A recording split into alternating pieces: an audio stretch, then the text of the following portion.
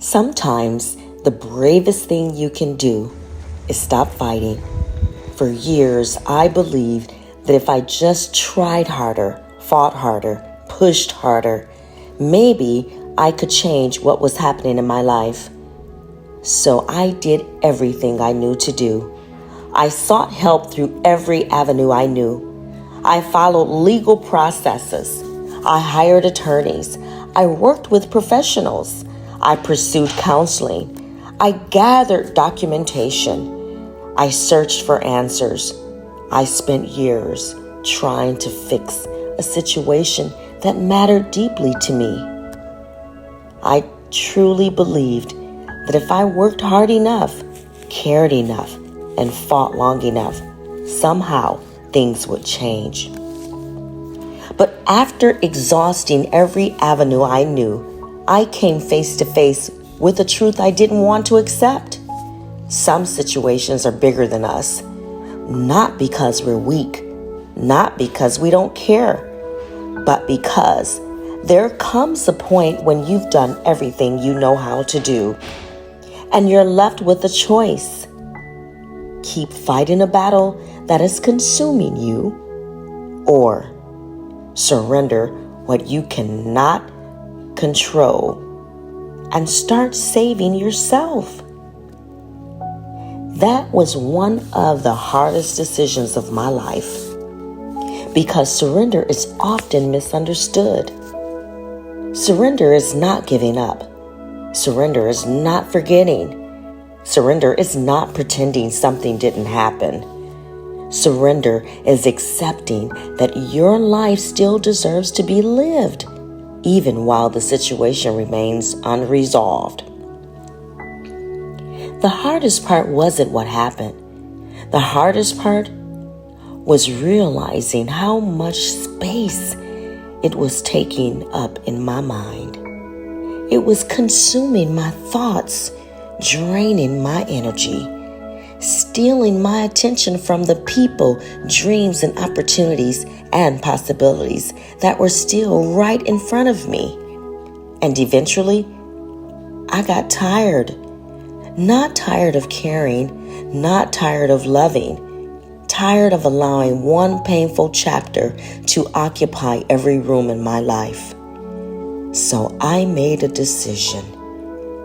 I couldn't change what had happened, but I could change what I practiced every day. I immersed myself in understanding what I was experiencing. I read every book I could get my hands on. I studied, I researched, I searched for answers. I wanted to understand the dynamics of what was happening. I wanted to understand why it was happening. And most importantly, I wanted to understand how people survived it. I worked with professionals. I found a coach who understood what I was going through. I joined a support community with people who had walked a similar and very familiar path. For the first time, I wasn't trying to explain my pain to people who couldn't understand it. I was surrounded by people who did, and that mattered. Because healing doesn't always begin when someone gives you the answer. Sometimes healing begins when you finally realize you're not alone. I also returned to school, not because everything was okay, not because the pain had disappeared, but because I needed to remember that my life was bigger than what was happening to us. I continued pursuing the dreams that had brought me to California in the first place: the arts, acting, theater, creativity. I immersed myself in learning, growing, and becoming, and eventually I graduated with my degree in theater and arts. That accomplishment didn't erase the pain, but it reminded me that I was still moving forward. It reminded me that I was still creating a life. It reminded me that one painful chapter did not have the power to write the entire story. Little by little, I learned to compartmentalize, not to avoid the situation, not to deny it, but to trust that after I had done everything I could do, there also had to be room for faith, room to keep living, room to keep growing, room to believe that what was meant to be healed would eventually be healed, and that what was meant to return would eventually find its way back. So I turned inward. I prayed. I meditated. I asked God for strength. I visualized better days ahead. I moved my body. I practiced yoga. I worked out. I returned to the things that reminded me of who I was. I returned to the dreams that existed before the pain. Little by little, I started rebuilding my life.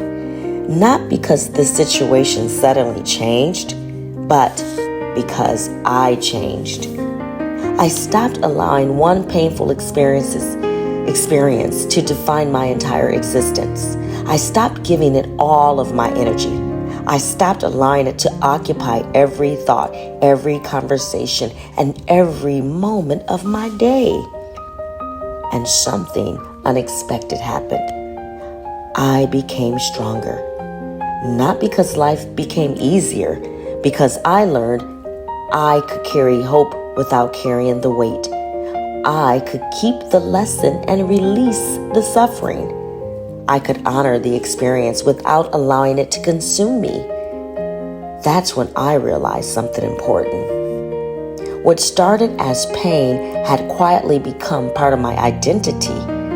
And transformation begins the moment I stopped introducing myself through the wound. The lesson can stay. The weight can go. That's not weakness. That's wisdom. That's week 4.